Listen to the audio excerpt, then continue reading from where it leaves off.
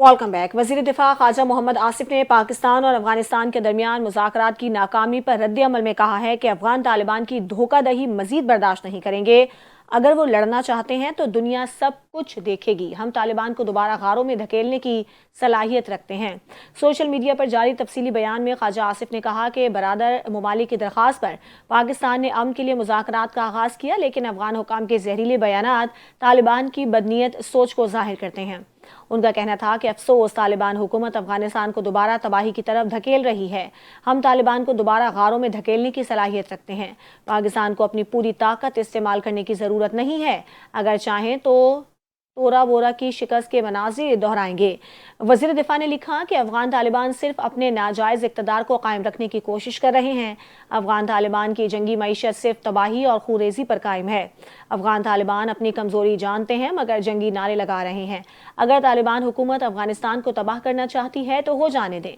उन्होंने कहा कि सल्तनतों का कब्रिस्तान सिर्फ अफगान अवाम की तबाही का निशान है। अफगानिस्तान हमेशा से सल्तनतों के खेल का मैदान रहा है। अफगान तालिबान के जंग पसंद अनासर ने हमारी हिम्मत को गलत समझा है। अगर वो लड़ना चाहते हैं तो दुनिया सब कुछ देखेगी। इस्लामाबाद में उनकी धमकियां सिर्फ तमाशा हैं, हकीकत नहीं। वज़ीर इत्तलात और नशरियात अता तारड़ ने समाजी राब्ते की वेबसाइट एक्स पर बताया कि इस्तांबुल मुज़ाकरात का वाहिद एजेंडा अफगान सरजमीन से पाकिस्तान के खिलाफ दहशत गर्दी की रोकथाम था। ताहम अफगान तालिबान वफ़द ने मंतक़ी मुतालबात तस्लीम करने के बावजूद कोई अमली यकीन दहानी नहीं करवाई। उनका कहना था कि पाकिस्तान ने अफगान तालिबान हुकूमत से बारहा भारतीय हिमायत याफ्ता दहशतगर्द तंजीमें फितना अल खवारिज TTP और फितना अल हंद BLA की सरहद पार कार्रवाइयों के खिलाफ एहतजाज किया। दोहा मुआहिदे के तहदीदी वादों पर अमल दरामद का मुतालबा उठाया। मुज़ाकरात में पाकिस्तान की जानिब से दहशत गर्दों के खिलाफ ठोस और नाकाबिल तरदीद शवाहिद भी पेश किए गए, जिन्हें मेज़बान ममालिक और अफगान वफ़द ने तस्लीम तो किया मगर अमली यकीन दहानी न दी गई। अता तारड़ ने मुज़ाकरात की नाकामी की वजूहात बयान करते हुए कहा कि अफगान तालिबान वफ़द ने मुज़ाकरात के बुनियादी एजेंडे से इनराफ किया, इल्ज़ाम तराशी, टाल मटोल और हेले बहानों का सहारा लिया, जिम्मेदारी कबूल करने से गुरेज किया। उनके बकौल अफगान तालिबान की जानिब से पाकिस्तान मुखालिफ दहशत गर्दों की मुसलसल हिमायत पर पाकिस्तान की कोशिशें बेसूद रहीं। वज़ीर इत्तलात ने मज़ीद कहा, तालिबान हुकूमत अफगान अवाम की नुमाइंदा नहीं और अपनी बका के लिए जंगी मईशत पर इन्हिसार करती है। अफगान तालिबान अफगान अवाम को गैर ज़रूरी जंग में धकेलना चाहते हैं। उन्होंने कहा, पाकिस्तान ने अमन और इस्तेहकाम के लिए जो कुर्बानियाँ दी वो संगीन और मुस्तकिल नौयत की हैं। 4 बरसों की जानी और माली कुर्बानियों के बाद पाकिस्तान के सब्र का पैमाना लबरेज हो चुका। अता तारड़ ने मुज़ाकरात की मेज़बानी करने वाले कतर और तुर्की का शुक्रिया अदा किया। कहा, पाकिस्तान ने इन ममालिक की दरख्वास्त पर अमन के लिए एक और मौका दिया था मगर अफगान फरीक की गैर संजीदगी की वजह से मुज़ाकरात नाकाम रहे। वज़ीर इत्तलात ने वाज़ेह किया कि पाकिस्तान के अवाम की सलामती कौमी तरजीह है। हुकूमत दहशत गर्दी के खात्मे के लिए हर मुमकिन इकदाम करती रहेगी। वफाकी हुकूमत दहशत गर्दों, उनके ठिकानों और सहूलतकारों को निस्तो नाबूद करने के लिए तमाम वसाइल बरोए कार लाएगी। पाकिस्तान में दहशत गर्दी के लिए आने वाले अफगान फारजी सतूरे का एतराफ़ी वीडियो बयान सामने आ गया। अफगान खारजी दहशत गर्द सतूरे खोगियाना ने सोशल मीडिया पर वायरल एतराफ़ी बयान में बताया कि वो नंगरहार का रहने वाला है और उसने गवर्नमेंट कॉलेज हज़रत खान नंगरहार से इंटरमीडिएट मुकम्मल किया। गज़नी यूनिवर्सिटी से फ़िक़्ह में बैचलर्स मुकम्मल की, जबकि काबुल के मदरसे अब्दुल्ला बिन ज़ुबैर में दरस व तदरीस से भी मुंसलिक रहा। नंगरहार में अद्वियात की डिलीवरी के काम में मुलाजमत भी की। दहशतगर्द सतूरों ने बताया कि मुझे काबुल में कल अदम TTP कमांडर कारी मोहम्मद से मिलवाया गया। मैंने कारी मोहम्मद के हाथ पर बैत की। इलाज के लिए पेशावर आया। इलाज के बाद कमांडर कारी मोहम्मद ने पेशावर के एक मदरसे में दाखिला लेने का हुक्म दिया। कमांडर कारी मोहम्मद ने कानून नाफिज करने वाले इदारों पर हमलों, टारगेट किलिंग की मनसूबाबंदी का हुक्म दिया। अफगान दहशतगर्द ने बताया कि काबुल से कमांडर कारी मोहम्मद ने एक आलिम दीन को निशाना बनाने का हुक्म दिया। टारगेट किलिंग का मनसूबा बना रहा था कि गिरफ्तार हो गया। पाकिस्तान और अफगानिस्तान के वज़ीर दाखिला ने तेहरान में इक़्तिसादी ताउन तंजीम के इजलास के मौके पर मुलाकात की, जिसमें दोनों रहनुमाओं ने मुसाफा भी किया। वफाकी वज़ीर दाखिला मोहसिन नकवी ने पाक अफगान मसले को बातचीत के जरिए हल करने पर जोर दिया। मोहसिन नकवी ने कहा, जिस तरह हर घर में खिलाफात पैदा होते हैं उन्हें भी बातचीत के जरिए हल किया जाना चाहिए। वाज़ेह रहे कि पाकिस्तान और अफगान तालिबान के दरमियान इस्तांबुल में होने वाले मुज़ाकरात नाकाम हुए हैं। 4 रोज़ा मुज़ाकरात के बाद वफाकी वज़ीर इत्तलात अता तारड़ ने कहा कि बातचीत में काबिल अमल हल नहीं निकाला जा सका। तालिबान ने शवाहिद के बावजूद सरहद पार दहशतगर्दी रोकने की कोई जमानत नहीं दी। रावलपिंडी में गैर कानूनी मुकीम अफगान शहरियों के खिलाफ मुकदमात का इंदराज शुरू हो गया। افغان شہریوں کو پناہ دینے والے پاکستانیوں کے خلاف بھی کارروائی کا آغاز ہو گیا ہے۔ اس حوالے سے تھانہ جاتلی اور تھانہ مورگاہ پولیس نے 2 الگ الگ مقدمات درج کر لیے ہیں۔ ان مقدمات میں افغان باشندوں زاہد خان اور محمد امین کو نامزد کیا گیا ہے۔ ملزمان کوئی ویزا، اجازت نامہ یا مصدقہ دستاویزات پیش نہیں کر سکے۔ مقدمے کے مطابق مالکان نے بھی ملزمان کا کرایہ داری کا اندراج نہیں کروایا تھا۔ پاکستان کی اعلیٰ قیادت نے ترکی کے 102ویں یوم جمہوریہ کے موقع پر ترک عوام اور صدر رجب طیب اردوان کو دلی مبارکباد پیش کی ہے۔ صدر مملکت آصف علی زرداری نے اپنے پیغام میں کہا کہ ترک قوم کی استقامت اور ویژن پوری دنیا کے لیے مشعل راہ ہے۔ انہوں نے کہا کہ مصطفیٰ کمال آتا ترک کی قیادت نے اصلاحات اور ترقی کی نئی راہیں کھولیں، جبکہ علامہ اقبال اور قائد اعظم محمد علی جناح نے ترک قیادت کی جد و جہد کو خراج تحسین پیش کیا۔ صدر زرداری نے کہا کہ پاکستان اور ترکی مذہبی، تاریخی اور باہمی احترام کے رشتوں میں بندھے ہیں۔ دونوں ممالک نے ہر مشکل وقت میں ایک دوسرے کا ساتھ دیا۔ انہوں نے اس عزم کا اعادہ کیا کہ پاکستان ترکی کے ساتھ اپنے غیر متزلزل یکجہتی کے رشتے کو مزید مضبوط بنائے گا۔ وزیر اعظم شہباز شریف نے بھی اپنے پیغام میں کہا کہ ترکی کے 102ویں یوم جمہوریہ کے موقع پر وہ صدر رجب طیب اردوان اور ترک عوام کو دلی مبارکباد پیش کرتے ہیں۔ انہوں نے کہا کہ صدر اردوان کی جرأت مندانہ اور متحرک قیادت میں ترکی نے شاندار ترقی اور معاشی بحالی کے سفر طے کیے، جس پر عالمی سطح پر پذیرائی حاصل ہوئی۔ پاکستان اور ترکی عقیدے، تاریخ اور بھائی چارے کے بندھن سے جڑے ہیں جو وقت اور جغرافیہ سے بالاتر ہیں۔ ان کے مطابق دونوں ممالک کے تعلقات صدر اردوان کی قیادت میں اسٹریٹجک شراکت داری کے ایک نئے دور میں داخل ہو چکے ہیں۔ پارلیمانی لیڈر مسلم لیگ نون آزاد کشمیر راجہ فاروق حیدر نے ایوان صدر کے سیاسی استعمال پر تحفظات کا اظہار کر دیا۔ میڈیا سے گفتگو کرتے ہوئے سابق وزیر اعظم راجہ فاروق حیدر کا کہنا تھا کہ آزاد کشمیر میں حکومت کی تبدیلی کے لیے ایوان صدر کا استعمال درست نہیں تھا۔ ایوان صدر میں آزاد کشمیر کے سیاسی بحران پر 3 اجلاس ہونا درست عمل نہیں ہے۔ پیپلز پارٹی کے رہنماؤں کو اس معاملے میں خصوصی احتیاط کرنی چاہیے تھی۔ انہوں نے کہا کہ آزاد کشمیر میں وزیر اعظم کی تبدیلی پر نواز شریف نے ہی فیصلہ کرنا ہے۔ پیپلز پارٹی بھی اپنی قیادت آصف علی زرداری یا بلاول بھٹو سے مشاورت کے بعد فیصلے کرتی۔ بلاول بھٹو کی زیر صدارت زرداری ہاؤس میں اجلاس ہوا، اس میں کوئی قباحت نہیں۔ راجہ فاروق حیدر کا کہنا تھا کہ ایوان صدر میں اجلاس نے آزاد کشمیر کی سیاسی تبدیلی پر سوالات کھڑے کر دیے ہیں۔ ایوان صدر کا استعمال سیاسی غیر جانبداری کے اصولوں کے منافی ہے۔ ان کا کہنا تھا کہ فیصلہ پیپلز پارٹی ضرور کرے، لیکن ریاستی علامتوں کا سیاسی استعمال درست نہیں ہے۔ وفاقی وزراء کو بھی آزاد کشمیر کے معاملے پر اس طرح گفتگو نہیں کرنی چاہیے۔ وزیر اعظم آزاد کشمیر چودھری انوار الحق نے مسافر ہونے کے لیے شرط عائد کر دی۔ ذرائع کے مطابق چودھری انوار الحق نے حامی وزراء اراکین اسمبلی کے لیے ترقیاتی فنڈز اور جعلی منصوبوں کی گارنٹی مانگ لی ہے۔ ذرائع کا کہنا ہے کہ چودھری انوار الحق نے مطالبہ کیا کہ نون لیگ کے وزراء اور ٹکٹ ہولڈرز کو بھی آئندہ الیکشن سے قبل برابری کی بنیاد پر فنڈز دیے جائیں۔ خیال رہے کہ مسلم لیگ نون اور پیپلز پارٹی وزیر اعظم آزاد کشمیر چودھری انوار الحق کے خلاف تحریک عدم اعتماد پر اتفاق کر چکی ہے۔ ذرائع کا اس حوالے سے بتانا ہے کہ پیپلز پارٹی کو تحریک عدم اعتماد کے لیے 36 ارکان کی حمایت حاصل ہو چکی ہے۔ دوسری جانب چودھری انوار الحق نے بھی تاحال وزارت عظمیٰ سے استعفیٰ نہیں دیا۔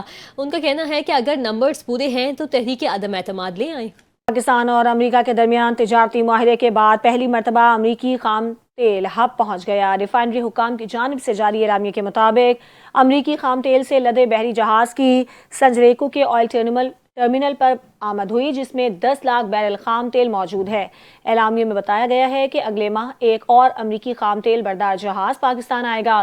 یہ بحری جہاز پیگاسس امریکی خام تیل کے ساتھ 14 ستمبر کو ہیوسٹن سے روانہ ہوا ہے۔ ریفائنری حکام کا کہنا ہے کہ 1,35,000 ٹن کے ساتھ پاکستان آنے والا یہ سب سے بڑا تیل کا جہاز ہے۔ دنیا بھر میں ماحول کی بہتری کے لیے کام کرنے والی تنظیم گرین کلائمیٹ فنڈ نے پاکستان کے لیے $25 کروڑ امداد کی منظوری دے دی۔ ایشین ڈیولپمنٹ بینک کے اعلامیے میں بتایا گیا کہ گرین کلائمیٹ فنڈ نے پاکستان کے لیے $25 کروڑ امداد کی منظوری دی ہے۔ اعلامیے کے مطابق قرض کی رقم کو گلیشیئرز ٹو فارمز منصوبے کے لیے استعمال کیا جائے گا۔ منصوبے کے تحت گلیشیئر سے نکلنے والے آبی نظاموں کو ماحولیاتی اثرات سے نمٹنے کے لیے مدد فراہم کی جائے گی۔ اعلامیے میں یہ بھی بتایا گیا کہ امداد سے سوات میں کسانوں کو زراعت اور آبپاشی کی سہولیات فراہم کی جائیں گی، جبکہ منصوبے کو ایشیائی ترقیاتی بینک کی معاونت سے مکمل کیا جائے گا۔ وزیر اعلیٰ سندھ سید مراد علی شاہ نے جام شورو کے کوہستانی علاقے میں گیسٹرو کی وبا سے قیمتی جانوں کے ضیاع کا سخت نوٹس لے لیا۔ وزیر اعلیٰ کی ہدایت پر محکمہ صحت، PPHI اور بحالی ٹیمیں فوری طور پر متاثرہ گاؤں فیض محمد روانہ کر دی گئیں۔ رپورٹس کے مطابق گاؤں میں اب تک 6 افراد جاں بحق جبکہ 105 مریضوں کا علاج مکمل کیا گیا ہے۔ 85 مریضوں کو شدید گیسٹرو تھا، جن میں سے 15 کی حالت نازک بتائی گئی۔ کمشنر حیدرآباد اور DC جامشورو نے وزیر اعلیٰ کو تفصیلی رپورٹ پیش کی، جس میں انکشاف کیا گیا کہ مقامی پانی کے نمونے لیبارٹری تجزیے میں غیر محفوظ پائے گئے ہیں۔ وزیر اعلیٰ سندھ نے ہدایت دی ہے کہ کسی متاثرہ شخص کو علاج سے محروم نہ رکھا جائے اور متاثرہ علاقوں میں صاف پانی کی فراہمی یقینی بنائی جائے۔ وزیر اعلیٰ سندھ کے احکامات پر متاثرہ گاؤں کو واٹر ٹینکرز فراہم کر دیے گئے اور RO پلانٹ کو آئندہ مالی سال کے ترقیاتی پروگرام میں شامل کر لیا گیا ہے۔ مراد علی شاہ نے تمام محکموں کو الرٹ رہنے، فوری طبی کیمپس قائم کرنے اور وبا کی مکمل نگرانی جاری رکھنے کی ہدایت دی ہے۔ ضلع انتظامیہ کے مطابق 3 روزہ طبی آپریشن کے دوران بیشتر مریض صحت یاب ہو چکے ہیں اور صورتحال پر قابو پایا جا رہا ہے۔ وزیر اعلیٰ سندھ خود صورتحال کی براہ راست نگرانی کر رہے ہیں۔ وزیر اعلیٰ سندھ سید مراد علی شاہ سے بینائی سے محروم 27 سالہ ارل حسین کی ملاقات ہوئی، جس میں انہیں فورن سروس میں خدمات دینے پر مبارکباد دی گئی۔ ترجمان وزیر اعلیٰ سندھ کے مطابق ارل حسین نے 2024 میں CSS امتحان پاس کیا اور ثابت کیا کہ کسی بھی قسم کی محرومی راستے میں رکاوٹ نہیں بن سکتی اگر عزم پختہ ہو۔ ملاقات میں پرنسپل سیکرٹری آغا واصف، سیکرٹری DEPD طاہا فاروقی اور دیگر اعلیٰ افسران بھی موجود تھے۔ ارل حسین نے بتایا کہ فورن سروس ان کی پہلی پسند تھی اور CSS امتحان میں انہیں بینائی سے محروم افراد کے لیے اضافی وقت دیا گیا۔ وزیر اعلیٰ سندھ نے کہا کہ خصوصی بچوں کے لیے کی جانے والی کوششیں رنگ لا رہی ہیں اور صوبے اور ملک بھر میں خصوصی افراد کی ترقی کے لیے اقدامات جاری رکھیں گے۔ ارل حسین نے بس سروس کے حوالے سے تجویز دی کہ بینائی سے محروم افراد کو بس آنے کی اطلاع دینے کے لیے کوئی پیغام کا نظام بنایا جائے تاکہ انہیں سہولت ہو۔ ارل حسین نے اپنی ابتدائی تعلیم خصوصی اسکول سے حاصل کی، بعد میں سینٹ پیٹرکس اور کراچی یونیورسٹی سے تعلیم مکمل کی۔ وزیر اعلیٰ سندھ نے انہیں گلے لگا کر مبارکباد دی اور کہا کہ آپ نے ہم سب کا سر فخر سے بلند کر دیا۔ قومی احتساب بیورو کے chairman lieutenant general retired Nazir Ahmed کا کہنا ہے کہ اصول بنا لیا ہے کہ کسی کی پگڑی نہیں اچھالیں گے۔ نیب کے chairman lieutenant general retired Nazir Ahmed کا اسلام آباد کے سینئر صحافیوں کے ساتھ پہلا باقاعدہ مکالمہ ہوا۔ اس ملاقات میں deputy chairman NAB justice retired Sohail Nasir, DG NAB Rawalpindi Islamabad Waqar Chauhan, DG operations NAB Amjad Aulakh سمیت سینئر حکام موجود تھے۔ سوال اور جواب کی طویل نشست میں چیئرمین نیب نے ادارے کی 2.5 سالہ کارکردگی، قومی دولت کی لوٹ مار میں ملوث بااثر شخصیات کی نشاندہی، ادارہ جاتی کرپشن روکنے، بہتر طرز حکمرانی سمیت دیگر عوامی اہمیت کے تمام امور پر کھل کر مکالمہ کیا۔ انہوں نے بتایا کہ نیب نے 2.5 سال میں 8,397 ارب روپے کی ریکارڈ ریکوری کی، نیب کو مکمل پیپر لیس بنایا ہے۔ ان کا کہنا تھا وزیر اعلیٰ پختونخوا سہیل آفریدی کے بیانات پر تحقیقات کا آغاز کر دیا ہے، کسی وزیر یا پارلیمنٹرین کو طلب نہیں کرتے۔ اسپیکر آفس میں خصوصی ڈیسک بنایا، چیف سیکرٹریز اور تمام چیمبرز میں بھی سہولت ڈیسک بنائے ہیں۔ سندھ کابینہ کی ذیلی کمیٹی برائے کفایت شعاری کا اہم اجلاس صوبے کے سینئر وزیر شرجیل انعام میمن کی صدارت میں ہوا۔ اجلاس میں صوبائی وزراء ناصر حسین شاہ، مکیش کمار چاولہ، ضیاء الحسن لنجار، علی حسن زرداری سمیت متعلقہ محکموں کے سیکرٹریز اور اعلیٰ افسران نے شرکت کی۔ اجلاس میں مختلف محکموں کی جانب سے سرکاری گاڑیوں کی الاٹمنٹ، مرمت اور استعمال سے متعلق تفصیلی جائزہ پیش کیا گیا۔ کمیٹی نے وزارت قانون، بلدیات، داخلہ، اطلاعات، اینٹی کرپشن اور یونیورسٹیز اینڈ بورڈز کے لیے نئی گاڑیوں کی خریداری کی ضرورت اور مالی اثرات پر غور کیا۔ سینئر وزیر شرجیل انعام میمن نے کہا کہ کفایت شعاری کے اصول صوبائی پالیسی کا بنیادی حصہ ہیں۔ سرکاری گاڑیوں کی خریداری اور استعمال کے تمام مراحل میں شفافیت یقینی بنائی جائے گی۔ انہوں نے واضح کیا کہ جن محکموں کو گاڑیوں کی اشد ضرورت ہے انہیں سہولت دی جائے گی، تاہم غیر ضروری اخراجات سے مکمل گریز ناگزیر ہے۔ انہوں نے مزید کہا کہ وزیر اعلیٰ سندھ کی ہدایت کے مطابق تمام محکموں کو اخراجات میں کمی اور مالی نظم و ضبط پر سختی سے عمل درآمد یقینی بنانا ہوگا۔ شرجیل انعام میمن نے ہدایت کی کہ ہر محکمہ گاڑیوں کی موجودہ تعداد، حالت اور ضرورت سے متعلق تفصیلی رپورٹ پیش کرے تاکہ فیصلے ضرورت کی بنیاد پر کیے جا سکیں۔ انہوں نے سرکاری گاڑیوں کے ذاتی یا غیر مجاز استعمال پر سخت کارروائی کی ہدایت دیتے ہوئے کہا کہ تمام گاڑیوں کا ڈیجیٹل ریکارڈ تیار کیا جائے تاکہ نگرانی مؤثر اور شفاف ہو۔ National electric power regulatory authority نے 3 سرکاری بجلی تقسیم کار کمپنیوں پر مجموعی طور پر 14 کروڑ روپے کا جرمانہ عائد کر دیا۔ نیپرا کی جانب سے Gujranwala electric power company, Quetta electric supply company اور فیصل آباد الیکٹرک سپلائی کمپنی پر جرمانہ عائد کیا گیا۔ ان کمپنیوں پر جرمانے کی وجہ 2023-24 کی ناقص کارکردگی بتائی جاتی ہے۔ کمپنیوں پر اوور بلنگ، غلط رپورٹنگ اور وصولیوں میں بہتری نہ لانے کے الزامات ثابت ہو گئے ہیں۔ تینوں کمپنیوں کو 15 دن میں جرمانہ جمع کروانے کی ہدایت کی گئی ہے۔ وزیر صحت سندھ ڈاکٹر ازرا پیچوہو کی زیر صدارت اجلاس میں قطر اسپتال اورنگی ٹاؤن کی ایمرجنسی اور ICU سروسز کو جدید معیار کے مطابق اپ گریڈ کرنے، تربیت یافتہ ڈاکٹرز اور نرسز کی دستیابی یقینی بنانے، مریضوں کی فوری دیکھ بھال کے اقدامات پر تفصیلی بریفنگ دی گئی۔ اجلاس میں آغا خان یونیورسٹی کے وفد، سندھ ہیلتھ کیئر کمیشن اور اسپتال کے اعلیٰ افسران بھی موجود تھے۔ وزیر صحت نے اسپتال کے لیے بیسک اور advanced cardiac life support programme, disaster drills اور تربیتی کورسز کی منظوری دی۔ ڈاکٹر ازرا پیچوہو نے کہا کہ اقدامات کا مقصد عوام کی جان بچانا، ہنگامی حالات سے نمٹنا اور صحت کے نظام کو مضبوط بنانا ہے۔ انہوں نے اسپتال کو ماڈل اسپتال بنانے اور جدید سہولیات فراہم کرنے پر زور دیا۔ موسم کی بات کریں گے۔ موسم سرما کی آمد، شہر عقائد میں تیز ہوائیں چل پڑی۔ کراچی میں گزشتہ روز سے تیز ہواؤں کا سلسلہ جاری ہے۔ آج صبح سے ہی شمال مشرقی سمت سے چلنے والی گرد آلود ہواؤں نے موسم کو خنک بنا دیا ہے۔ انہی ہواؤں کے باعث شہر کا فضائی معیار بھی خاصا خراب نظر آ رہا ہے۔ اسی حوالے سے مزید تفصیلات جانتے ہیں اپنے نمائندے ثاقب خانزادہ سے۔ جی ثاقب۔ جی بالکل، بحر عرب میں ڈپریشن کی تشکیل کے بعد سے کراچی میں گزشتہ شب سے تیز ہواؤں کا سلسلہ جاری ہے۔ صبح کا آغاز ہوتے ہی شہر میں شمال مشرقی سمت سے تیز ہوائیں چل رہی ہیں۔ یہ گرد آلود ہوائیں ہیں جس کی وجہ سے شہر کا فضائی معیار بھی خاصا خراب دیکھنے میں آ رہا ہے۔ اگر ہم ایئر کوالٹی انڈیکس کی بات کریں تو اس وقت شہر کا موجودہ ایئر کوالٹی انڈیکس 149% ریکارڈ کیا جا رہا ہے، جو کہ ماہرین کے مطابق غیر صحت بخش قرار دیا گیا ہے۔ انتظامیہ والا صفائی نہیں کر رہے سر، یہاں کافی کچرا ہے ہوئے، یا لوگ آتے ہیں پریشان ہوتے ہیں نا، سیل سمندر اتنا گندا کیوں ہے۔ انتظامیہ کو چاہیے تھوڑا یا صفائی ہو جائے سر۔ ہم لوگ کا بچوں کا روزگار کا معاملہ ہے نا سر، یہاں صفائی ہوگا تو عوام بھی خوش ہوگا۔ ہم لوگ کا کاروبار بھی ابھی بہت اثر پڑا ہوا ہے سر۔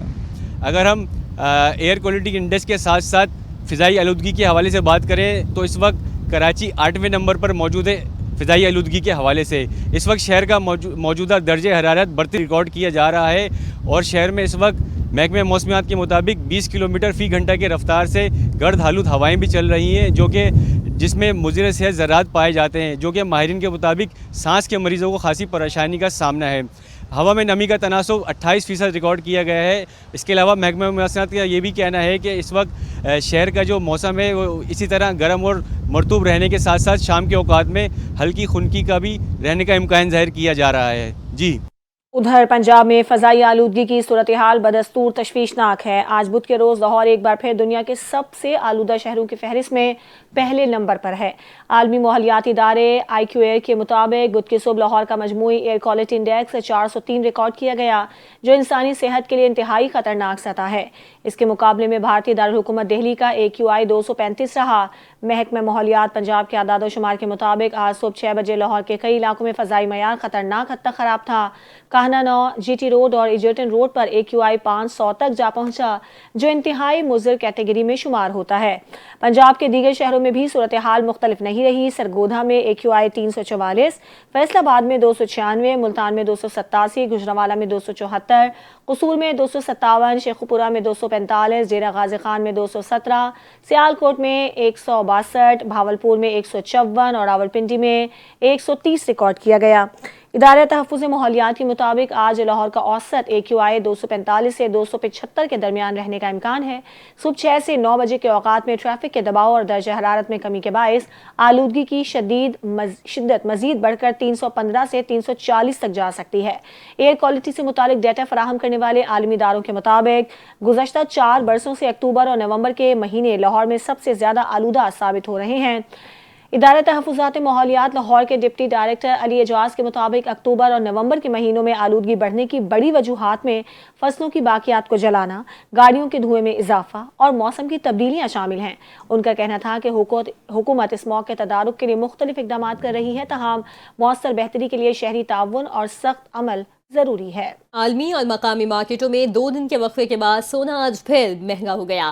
بین الاقوامی بلین مارکیٹ میں فی اونس سونے کی قیمت میں $35 کا اضافہ ہونے سے نئی قیمت $3,975 فی اونس کی سطح پر آ گئی۔ عالمی منڈی کے زیر اثر مقامی سطح پر بھی 24 کیرٹ کے حامل فی تولہ سونے کی قیمت $3,500 کے اضافے سے $4,19,862 پر جا پہنچی ہے، جبکہ فی 10 گرام سونے کی قیمت $3,000 بڑھ کر $3,59,963 کی سطح پر آ گئی۔ जनूबी अफ्रीका ने पहले T20 में पाकिस्तान को 55 रन से शिकस्त दे दी है। रावलपिंडी में पाकिस्तान की बैटिंग लाइन जीत की दीवार साबित हुई। 195 रन के हदफ के ताकुब में ग्रीन शर्ट्स 139 रन पर ऑल आउट हुई। बाबर आजम अपनी वापसी यादगार न बना सके, 0 पर चलते बने। साइम अयूब 37, मोहम्मद नवाज 36, साहिबजादा फरहान 24, हसन नवाज 18, उस्मान खान 12 रन बना सके। जनूबी अफ्रीका की जानिब से कार्टन बूश ने 4 और जॉर्ज लिंडे ने 3 खिलाड़ियों को आउट किया। बुलेटिन से फिलहाल इतना ही। मजीद खबरों और अपडेट्स के लिए हमारे साथ रहिए।